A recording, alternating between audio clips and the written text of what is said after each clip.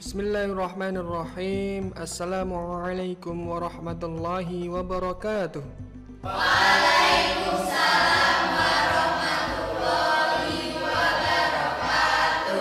Alhamdulillahi rabbil alamin. Wabihi nasta'in ala umuri dunya waddin. Wassalatu wassalamu ala ashrafil anbiya'i wal mursalin Sayyidina wa maulana Muhammadin wa ala alihi wa ashabihi ajma'in.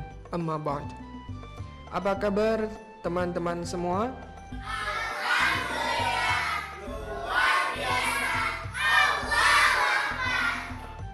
Baik, kita akan melanjutkan materi yang sebelumnya sudah kita bahas pada video yang kemarin ya. Kalau belum melihat video yang kemarin, silakan dilihat terlebih dahulu biar ilmu yang diperoleh itu lengkap, tidak sepotong-sepotong. Karena ilmu yang diperoleh dengan sepotong-sepotong itu rawan terjadi kesesatan atau kesalahpahaman dalam memahami ilmu. Oke?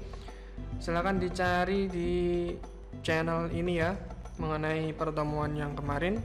Kita akan lanjutkan pertemuan kali ini. Sebelum itu, silakan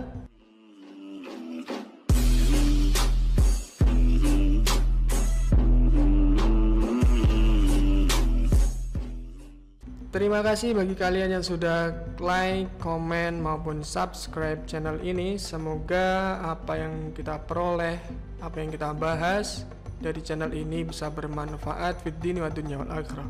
Amin Allahumma amin. Sebelum kita melanjutkan, mari kita berdoa sejenak, memohon kepada Allah Subhanahu wa taala semoga dimudahkan dalam mempelajari ilmu yang sedang kita pelajari, khususnya pada hari ini. Ala hadhihi wa ala kulli niyatis salihah biridha'illah wa li syafaati Rasulillah. Al-Fatihah. أعوذ بالله من الشيطان الرجيم بسم الله الرحمن الرحيم الحمد لله رب العالمين الرحمن الرحيم مالك يوم الدين إياك نعبد وإياك نستعين اهدنا الصراط المستقيم صراط الذين أنعمت عليهم غير المغضوب عليهم ولا الضالين آمين. Oke, pada pertemuan kali ini kita akan membahas tentang ketentuan khutbah Jumat. Kalau pada materi sebelumnya itu kita membahas mengenai sholat Jumatnya itu sendiri, sekarang tentang ketentuan khutbah Jumat. Bagaimana sih ketentuannya, apa saja syarat sahnya, apa saja rukun-rukunnya, apa saja sunnah-sunnahnya. Mari kita bahas pada pertemuan kali ini. Oke, kita bahas terlebih dahulu mengenai syarat sah khutbah Jumat. Syarat sah khutbah Jumat yang pertama adalah suci dari hadas dan najis. Apa itu hadas, apa itu najis sudah saya jelaskan pada pertemuan tatap muka dulu ya, perbedaannya bagaimana. Suci dari hadas dan najis. Apa yang perlu suci dari hadas dan najis? Ya tubuhnya, ya pakaiannya, ya tempat untuk melaksanakan ibadah itu sendiri. Oke? Itu yang pertama. Yang kedua adalah menutup aurat. Jadi tidak boleh pas khutbah Jumat atau pas sholat Jumatnya itu terbuka auratnya. Jadi tutupi auratnya. Oke? Selanjutnya khotib berdiri jika mampu. Jika khotib tidak mampu untuk berdiri, mungkin karena dia mengalami kelumpuhan, maka boleh duduk. Gitu ya.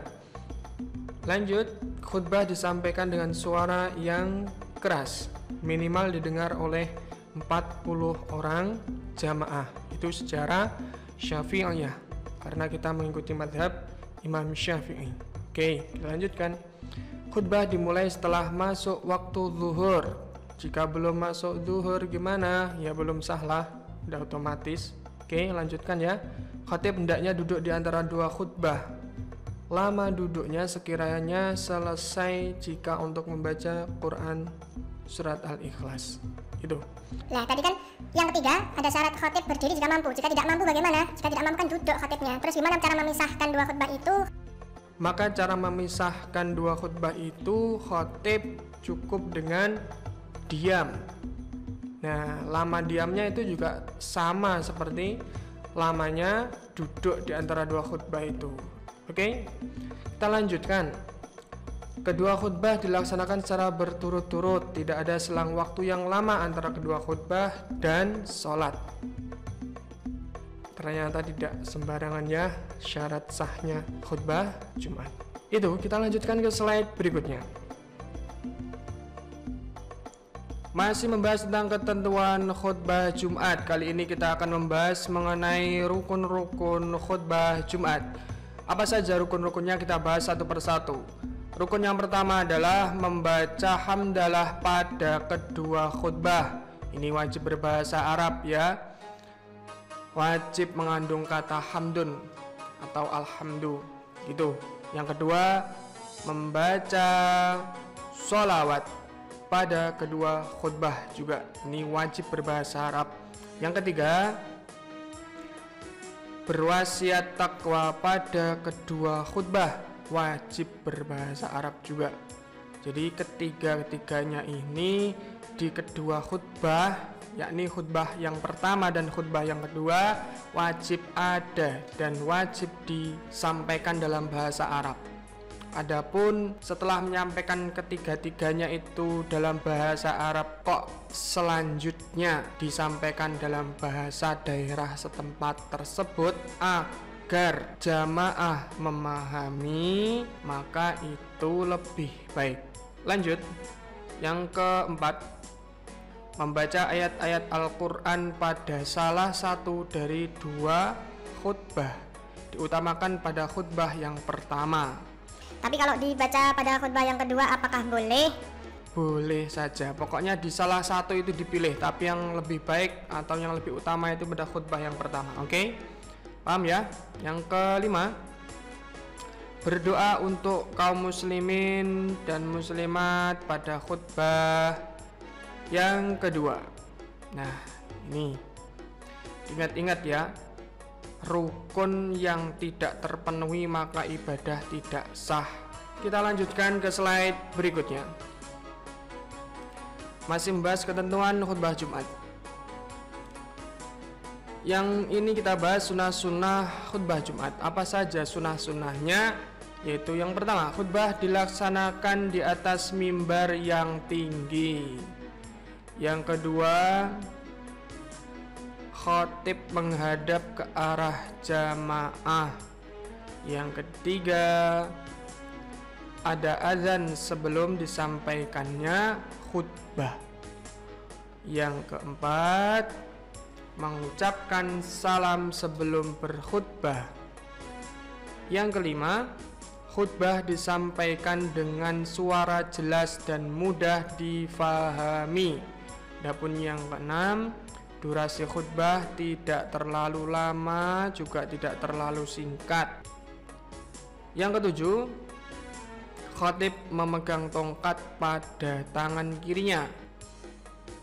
Yang kedelapan adalah durasi duduk di antara dua khutbah sekiranya selesai untuk membaca surat Al-Ikhlas.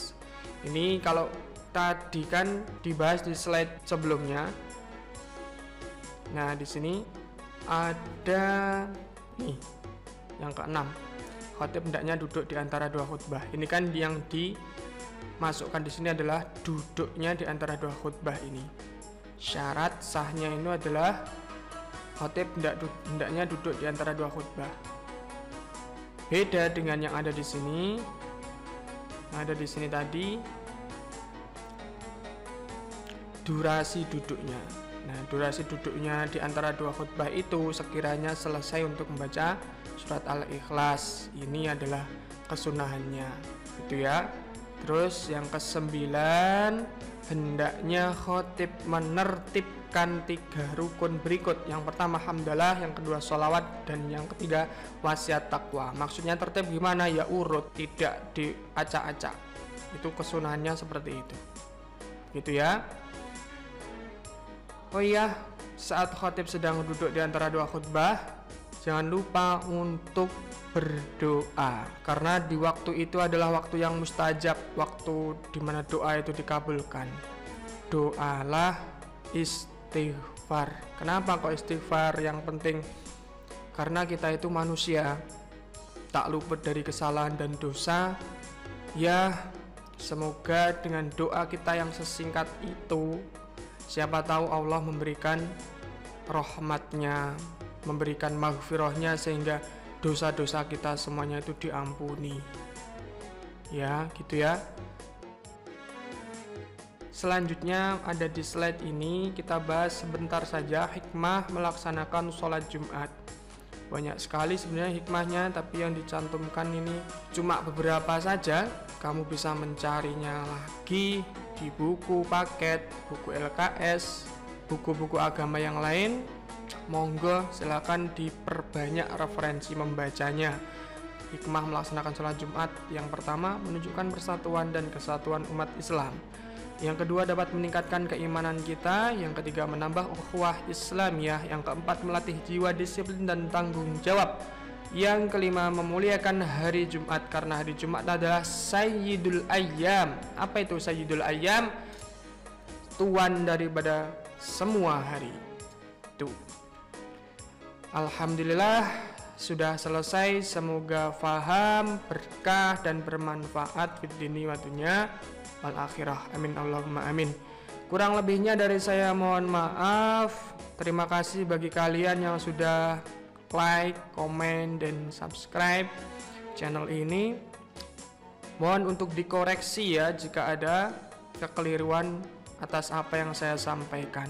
Terima kasih. Wassalamualaikum warahmatullahi wabarakatuh.